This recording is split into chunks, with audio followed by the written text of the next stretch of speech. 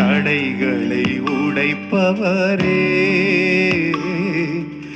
எனக்கு முன் செல்கின்றீரே. நீர் கோணலானவைகளை செவ்வையாக்குவீர், கரடானவைகளை சமமாக்குவீர். நீர் வெண்கல கதவுகள் உடைத்தெறிவீர், மறைந்த பொக்கிஷங்களை வெளித்தருவீர். நீர் கோணலானவைகளை செவ்வையாக்குவீர், கரடானவைகளை சமமாக்குவீர்.